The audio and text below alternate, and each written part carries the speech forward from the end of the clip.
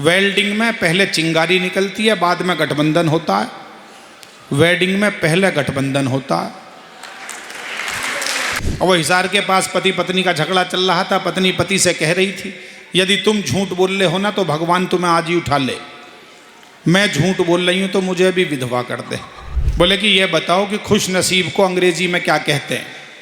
तो बोला जी अनमैरिड कहते हैं। यहां महलों में भी पसरा है अब तो झूठ का साया, कभी कच्चे मकानों में भी सच्चे लोग रहे। क्या बात है। जिंदगी की उलझनों से जूझ के जाना ये मैंने, ना कोई भी जीत अंतिम, ना कोई भी हार अंतिम। क्या बात। मैं एक बात हमेशा अनिल अग्रवंशी के बारे में बोलता हूँ। मेरा परिवार बैठा है, सुशील जी हैं, मुकेश जी हैं, सुमन भैया हैं, संजय टटीरी जी बैठे हैं, ओम प्रकाश बैठा है, मित्तल जी। और ये सच बात है, एक ही लाइन में अनिल अग्रवंशी को परिभाषित किया है मैंने। अनिल अग्रवंशी हमारे मंच के वो कवि हैं जिनके आने के बाद कवि सम्मेलन में कविता का रन रेट बढ़ जाता है। जैसे विराट कोहली आता है ना पिच पर खेलने के लिए, लोग कहते हैं कि रन रेट बढ़ गया, 10 ओवर में ज़्यादा रन बने।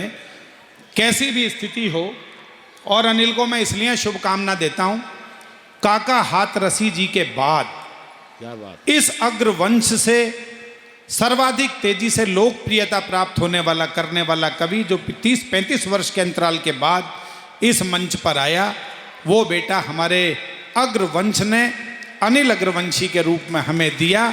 तो एक बार मैं चाहूँगा कि उद्योग की हस्तियाँ, काव्य की हस्तियाँ, राजनीति की हस्तियाँ, उनका स्वागत किया है। एक बार मेरे कहने से जरा पीछे तक तालियां बजाकर आप अपनी इस ऊर्जा का भी सम्मान कीजिएगा, शुभकामना दीजिएगा। एक मुक्तक से बात शुरू करता हूँ। महाराजा अग्रसेन का चित्र लगा है, जयंती हम मना रहे हैं, तो 2 मिनट मेरे साथ तालियों की ताल में इस जयंती में आप शामिल हों। मैं निवेदित करता हूँ। हवाओं में महक घोलो सदा हो अग्रकुल की जय। वाह। जब तक सारे नहीं बजाएंगे ये पंक्ति कविता हर जगह नहीं सुनाई जाती। मेरे बहुत आदरणीय रामनिवास गोयल जी की उपस्थिति है, मेरे पिता के भी मित्र रहे, और शाहदरा की उन गलियों में जब मेरा बिल्कुल बचपन था, कविता का बचपन, मुसद्दी लाल की धर्मशाला, अनाज मंडी, वहाँ बाबूजी का कितना आशीर्वाद मुझे मिला है। मैं निवेदित करता हूँ और चेतना चाहूँगा। हवाओं में महक घोलो सदा हो अग्रकुल की जय, कभी रिश्तों को मत तोलो सदा हो अग्रकुल की जय, कभी रिश्तों को मत तोलो सदा हो अग्रकुल की जय। जिन्होंने प्यार समता का दिया संदेश दुनिया को। यदि ठग से पंक्ति दिल पर लग जाए आनंद जी, तो तालियां जरा आनंद की हिलोर उठे। जिन्होंने प्यार समता का दिया संदेश दुनिया को, उन्हें करके नमन बोलो सदा हो अग्रकुल की जय, उन्हें करके नमन बोलो सदा हो अग्रकुल की जय, उन्हें करके नमन बोलो सदा हो अग्रकुल की जय। एक मुक्तक और पढ़ता हूँ। नंदकिशोर जी, ये मैंने आज के दिन के लिए लिखा। मुझे बताया अनिल ने कि एक वृहद महाराजा अग्रसेन जयंती का उत्सव है, और हमारे यहाँ हम ये मानते हैं जब हम कोई उत्सव मनाते हैं तो जिस उत्सव पुरुष को वो उत्सव समर्पित होता है, हम मानते हैं कि उनकी आत्मिक उपस्थिति वहाँ होती है। 4 पंक्तियों पर मेरे साथ रहिएगा। जिनकी तालियां खामोश रही हों उनकी भी तालियां चाहूँगा इन पंक्तियों पर। धरा को दे गए अद्भुत नजारे अग्र महाराजा। आज भी याद कर रहे हैं इतने वर्ष बाद हम उन्हें। धरा को दे गए अद्भुत नजारे अग्र महाराजा, फलक के बन गए पावन सितारे। अग्र महाराजा फलक के बन गए पावन सितारे। अग्र महाराजा सुनो मिल करके सारे फूल बरसाओ यहाँ पर तुम। अगली पंक्ति हाथ उठा देना। सुनो मिलकर के सारे फूल बरसाओ यहाँ पर तुम। खुशी है कि हमारे घर पधारे अग्र महाराजा। खुशी है कि हमारे घर पधारे अग्र महाराजा। खुशी है कि हमारे घर पधारे अग्र महाराज। हास्य व्यंग का कवि हूं मैं। ये तो मैंने अपना धर्म पूरा किया और हास्य व्यंग चारों तरफ बिखरा हुआ है। सुमन जी यहाँ बैठे हैं, निगम बोध की व्यवस्था संभालते हैं। अभी पिछले दिनों की घटना बता रहा हूँ। निगम बोध पर वो एक मुर्दे को फूंकने की तैयारी चल रही थी। हमारे नंद किशोर जी वहाँ खड़े हुए थे। कहने लगे, बोली बड़े बड़े पुराने आदमी थे, मेरा व्यापार भी चलता था, लेन देन भी चलता था, मुझे इनके 20,000 रुपये देने थे, लेकिन लेने से पहले निकल गए। जीना मरना अपनी जगह, हिसाब किताब अपनी जगह। नंद किशोर जी ने 20,000 रुपये निकाले और लकड़ियों के बीच में फंसा दिए। जैसे ये दृश्य SS अग्रवाल जी ने देखा कि यार लेना देना तो मेरा भी था, नंद किशोर भाई मुझे भी 30,000 रुपये देने थे। उन्होंने 30,000 रुपये निकाले, लकड़ियों के बीच में फंसा दिए। सुमन गुप्ता जी वहाँ की व्यवस्था में रहते हैं, ये दृश्य देख रहे थे। तुरंत ड्राइवर को फ़ोन किया कि भैया मेरी गाड़ी में से सूटकेस निकाल कर ला।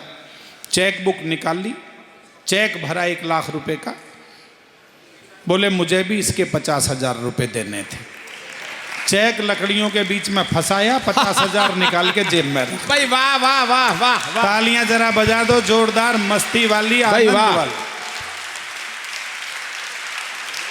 और ये इसलिए रखा कि उन्होंने कहा कि इसमें 50,000 रुपये और मिलाकर समाज के कामों में लगा। समाज के नहीं, कवियों को देंगे। कवियों को तो दे ही रहे।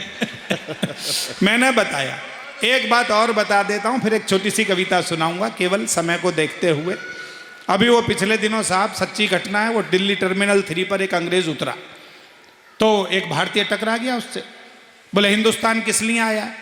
तो अंग्रेज ने बताया जी अद्भुत देश है, घूमना है, सारा हिंदुस्तान घूमना है। तो उसने समझाया उसे, देख हिंदुस्तान अद्भुत देश है, यहाँ के हर आदमी का अलग कैरेक्टर है। 3 लोगों से बचकर रहना, एक जाट, एक गूजर, एक अग्रवाल। अंग्रेज बोला जी ठीक है, पर ये बताओ पहचानूंगा कैसे? बोले मैं बताऊंगा। उधर से एक हरियाणा का जाट आ रहा था, बोला इसको देख के मूंछों पे ताव दे दे। मूंछ थी नहीं अंग्रेज के, उसने मूंछों पे ताव दिया, 2 थप्पड़ दिए अंग्रेज जाट ने खींच के। खोपड़ी घूम गई अंग्रेज की। बोले ये कौन था? बोले ये हमारे जाट थे, इनको देखकर मूंछों पर ताव मत देना।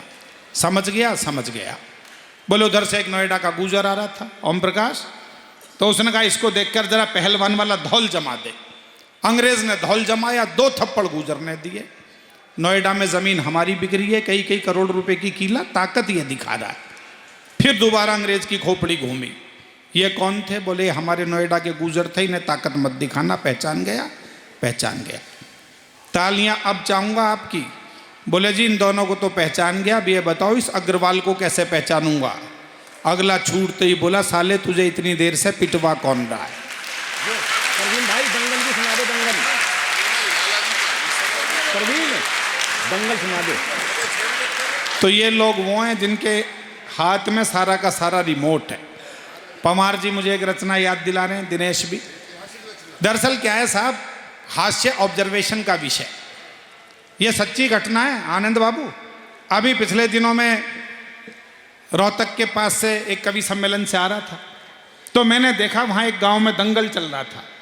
एक पहलवान ने ओपन चैलेंज कर दिया, बोला इस गांव में मेरी टक्कर का कोई भी पहलवान हो सुशील जी, तो कुश्ती में लड़कर मुझे हरा कर दिखाए।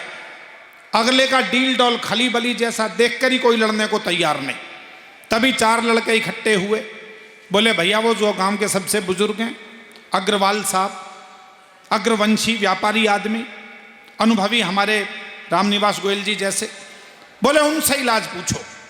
उनके पास गए, तो सेठ जी बोले इमरजेंसी कंडीशन है, खुद चल के इलाज करूंगा। अखाड़े में आए पहलवान से बोले मैं लड़ूंगा तेरे साथ कुश्ती। लड़कों ने माथा पकड़ लिया। चाचा अपनी उम्र देखो 82 साल की, कद देखो 5 फुट 2 इंच का। सेठ जी बोले चिंता मत करो, जिंदगी भर ऐसे ही निपटाएं।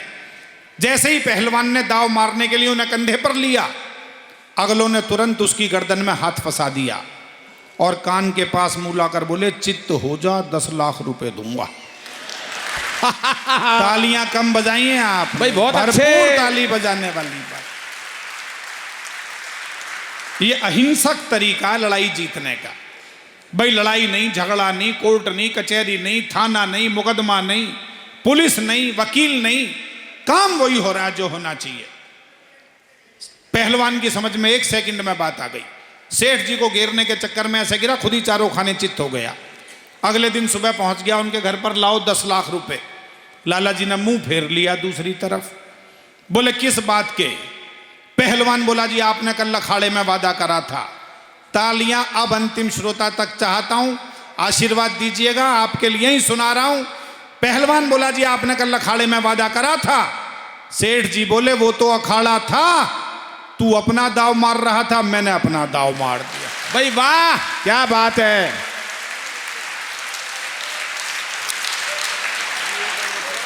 तो दाव है जिसका लग जाए। एक छोटी सी कविता आपको सुना देता हूं। कविताएं बहुत सारी दिमाग में घूम रही हैं, मसूरी सुना दो। पर मसूरी सुना। हास्य हास्य। अच्छा ठीक है, अनिल भाई का आदेश है, सीधे सीधे बिना किसी भूमिका के वो कविता सुना देता हूं। पति पत्नी के संबंध बड़े अद्भुत हैं इस देश में। और वो हिसार के पास पति पत्नी का झगड़ा चल रहा था। पत्नी पति से कह रही थी यदि तुम झूठ बोल रहे हो ना तो भगवान तुम्हें आज ही उठा ले। मैं झूठ बोल रही हूं तो मुझे भी विधवा कर दे। तालियां बिना कहे भी बजाओ, देखो सांस भी लेनी पड़ती है कभी। मैं तो पिछले दिनों अपनी श्रीमती को ले गया आगरा घुमाने के लिए, ताजमहल दिखाया। मैंने बताया ये शानदार ताजमहल शाहजहां ने मुमताज महल की याद में बनवाया था। अगली छूटते ही बोली आप भी मेरे लिए ऐसा ही बनवाओगे? मैंने कहा बिल्कुल, प्लॉट तो ले लिया है, अब तो देरी तेरी तरफ से ही हो रही है। तू अपना काम शुरू कर, मैं अपना काम शुरू करता। ये बिल्कुल सच्ची बात है।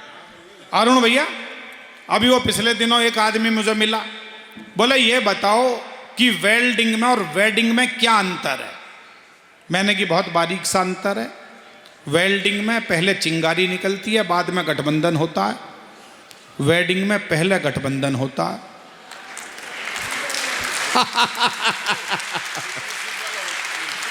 हाँ परवीन भाई। अब ये दिनेश रघुवंशी, पिछले दिनों किसी ने इनसे पूछ लिया, बोले कि ये बताओ कि खुश नसीब को अंग्रेजी में क्या कहते हैं? तो बोला जी अनमैरिड कहते हैं। बजा दो तालियां। मैं एक कविता बिना किसी भूमिका के समय बचाते हुए सुनाता हूँ। मैं शाहदरा रहता हूँ, कलकडूमा कोर्ट के पास। वहाँ पिछले दिनों एक पति पत्नी ने तलाक का मुकदमा दायर किया। जज बोला भी तुम्हारी दोनों की सहमति है तो तुम्हारा तलाक हो जाएगा। जो धन और संपत्ति है ये भी बराबर बराबर बढ़ जाएगी, जो जमीन जायदाद है ये भी बराबर बराबर बढ़ जाएगी, लेकिन ये जो तुम्हारे 3 बच्चे हैं इनका बंटवारा नहीं हो सकता। 4 होते तो बांट देता।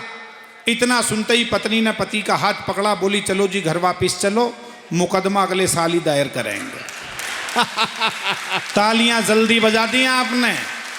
सुनने के बाद मिलकर बजा सकते हैं। अगले साल दिक्कत पैदा हो गई, जुड़वा पैदा हो गए। तो भाइयों ने फिर अगले साल के लिए मामला पोस्टपोन किया। हाँ भाई। एक छोटी सी रचना सुन लीजिएगा, केवल 4 पंक्तियों की, क्योंकि मुझे लगता है मसूरी यात्रा में 5-7 मिनट लगेंगे, मैं वो बचाना चाहता हूँ। 4 पंक्तियां कहकर अपनी बात का समापन करूंगा। बड़े लोग बैठे हैं। मैंने लिखा था कि समय था वो भी जब हर ओर अच्छे लोग रहते थे, जलन नफरत घुटन से दूर ऐसे लोग रहते थे। यहाँ महलों में भी पसरा है अब तो झूठ का साया। बहुत आशीर्वाद चाहिए अगली पंक्ति पर। यहाँ महलों में भी पसरा है अब तो झूठ का साया, कभी कच्चे मकानों में भी सच्चे लोग रहे। क्या बात है। और अंतिम 4 पंक्तियां, जाने कितने अनुभवों का है यही बस सार अंतिम, तोड़ना मत मन के रिश्तों का कभी भी तार अंतिम। संजय जी, आप इतनी बढ़िया बढ़िया बातें भेजते हैं, रोज एक संदेश, ये संदेश पूरी दुनिया तक पहुंचे। मंच का भी आशीर्वाद चाहूंगा बाबूजी। मेरी बहुत लोकप्रिय पंक्तियां हैं, जाने कितने अनुभवों का है यही बस सार अंतिम, तोड़ना मत मन के रिश्तों का कभी भी तार अंतिम, जिंदगी की उलझनों से जूझ के जाना ये मैंने। तालियों से विदा करें यदि अच्छा लगे। जिंदगी की उलझनों से जूझ के जाना ये मैंने, ना कोई भी जीत अंतिम, ना कोई भी हार अंतिम, क्या बात। जाने कितने अनुभवों का है यही बस।